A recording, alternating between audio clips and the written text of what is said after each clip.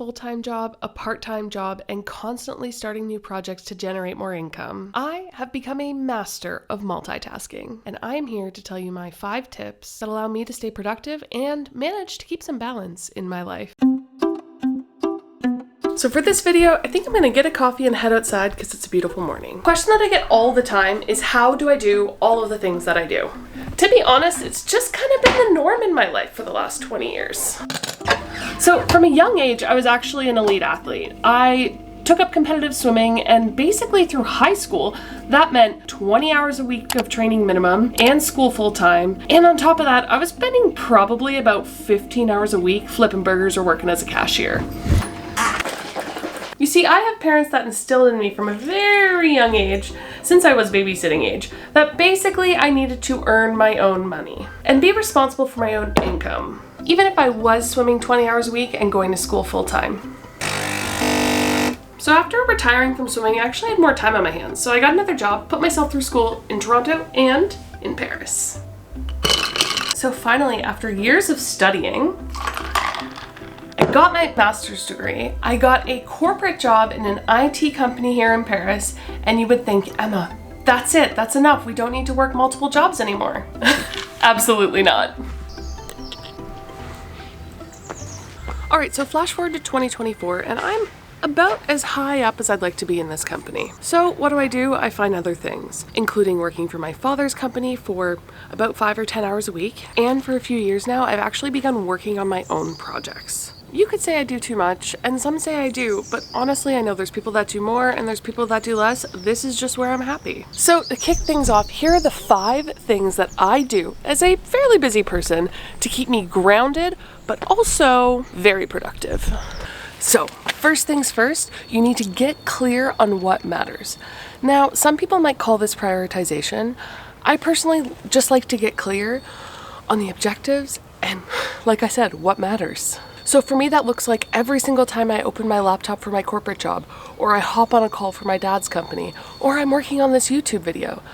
Before I get started, I get clear on what matters in that work session, in that moment. So for a more concrete explanation in my life, when I start my corporate job, the first thing I do, I know not everybody agrees with this, but for my corporate job specifically, when I open my computer in the field of communications, I check my emails, and right next to me, I have my Notion, and I literally readjust my prioritizations for the day. I do that right out of the gate, and that's how my team works. And we have our first 15-minute meeting of the day to set the priorities and see where everybody's at, and then we all go about our day and we do the best we can. So of course prioritization matters, but for me, it's mainly about getting clear on what matters, whether that be in that meeting, whether that be in that day, whether that be the week, the month.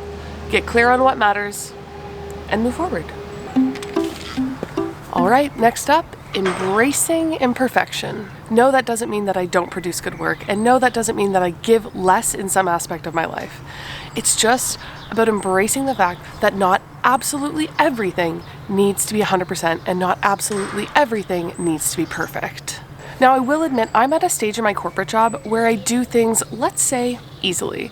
Now, that just means that today, things that used to take me 2 or 3 hours can take me 20 minutes. And that's just through repetition, being smarter, and not overanalyzing everything. Of course, there used to be that time where I would spend hours over a slide. To what end? I don't know. I would say the big shift for me came in about 2020, where I realized that whether I spent 20 minutes on something or 2 hours, the reaction from my boss was the same. So now, specifically in my corporate job and also in other aspects of my life, I've just accepted do it well, not perfect. Of course, there's times where I take it to the next level, but I don't try to do that for everything that I do, because that would just be extremely exhausting. So when it comes to my personal projects, like this YouTube channel, like and subscribe.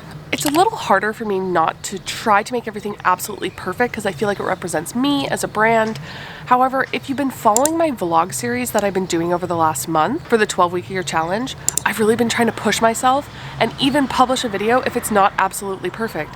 And honestly, I've been surprised because some of the videos that I put the least effort in had the most reward. So basically what I'm saying is embrace imperfection in order to move forward and be more productive and also keep your sanity a little bit.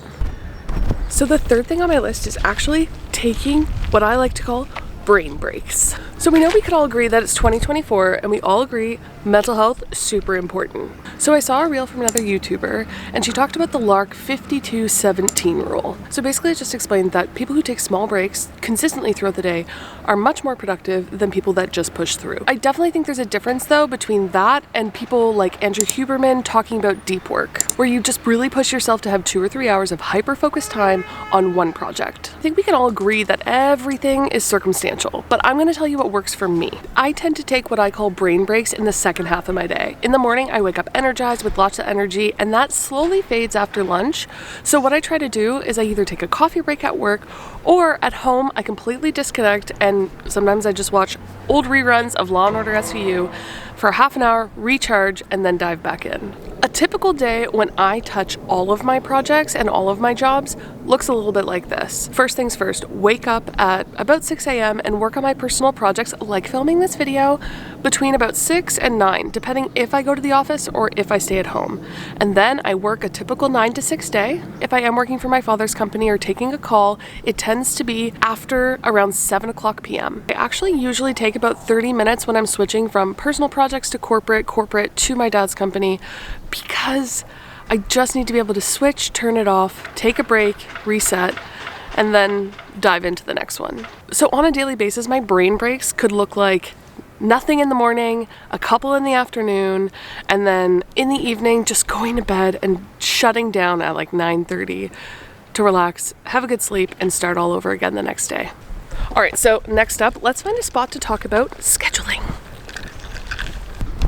All right, so I've tried the whole time blocking thing. I've worked on Google Cal, Outlook calendar, you name it, I've gave it a try to make my schedule more organized. So I've actually come to the conclusion, after many years of juggling many different jobs, I need a flexible schedule. That's what works best for me, and that's what keeps me the most productive. The key here is to not allow any of my commitments to waver. So this is something that's become super clear while I'm doing the 12-week year challenge. At the beginning of the week, I set my objectives for the entire week and try to figure out when I'm going to do them. Of course, that means figuring out what days of the week I'm going to the office so that I can leverage that extra 2 hours that I don't commute on the days when I'm home. And also that means picking the days of the week that I'm going to go to the gym, whether it even be on the weekends or during the week. I set everything that I'm going to do, seeing friends, going to the gym, what days I'm going to the office.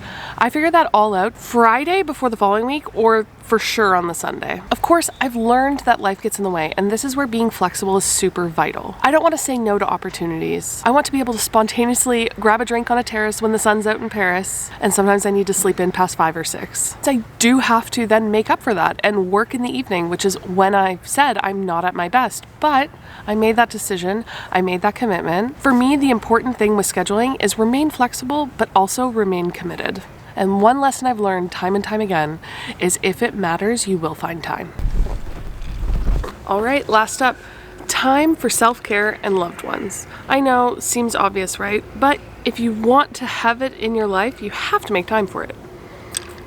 So of course we can all say that self-care is super important. However, it is more important to schedule this time in your life, and that definitely does not look the same for everybody. For me, I like to hit the sauna, and honestly, I like to binge watch a few of my shows, and for me, that's just a moment for me to zone out, a little bit like my brain breaks, but when it comes to scheduling self-care, that's me going to the sauna, and that's me taking my dog to a coffee shop, might even take my book and just have an hour to read. In terms of taking time for family and friends, for me, that looks like taking time with my wife on the weekends. We love our lazy Sunday mornings. Walking around the city, checking out new coffee shops. Coffee's clearly a trend here. Hi! You out for your morning walk with Mom? Do I make time for you? Do we go to coffee shops? Yeah. So as I said, I always make time for family and friends, and I try to schedule that in, but also accept when it comes spontaneously. Like I said, flexible scheduling, super important. However, remain committed. So these 5 tips on productivity and keeping your sanity are in no particular order. And if you have one that works for you that's not here, feel free to leave it in the comments. For now, subscribe and see you soon.